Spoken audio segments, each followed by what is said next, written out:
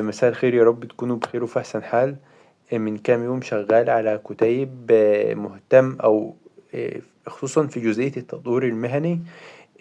بيتكلم الكتيب ده عن السيرة الذاتية، وكمان لينكد إن، وكمان اللي هو بعض كده النصائح، أو اللي هو مثلا اللي هو الأخطاء مثلا اللي بتوجع فيها في السيرة الذاتية تتجنبها، وإيه اللي ما تكتبوش كمان في السيرة الذاتية، ومثلا الشركات بتعين ازاي، وايه النقاط تخلي بالنا منها مثلا، ولو انا مثلا الشركة ما ردتش عليا فايه يبقى الخطأ.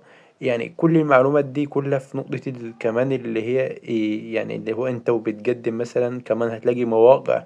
المواقع دي هتفيدك تعرفك انه مثلا HR فتح السي في بتاعك ولا لأ. ويجيلك نوتيفيكيشن مثلا من خلالها، فكل دي هتلاقي مواقع كمان موجودة في الكتيب.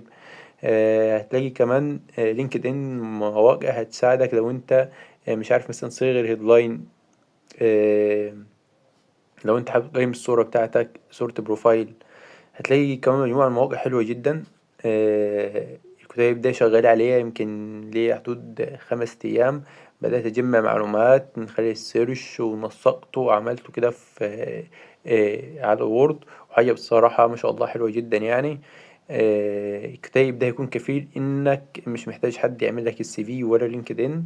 أنت بنفسك تقدر تظبط النقطة دي.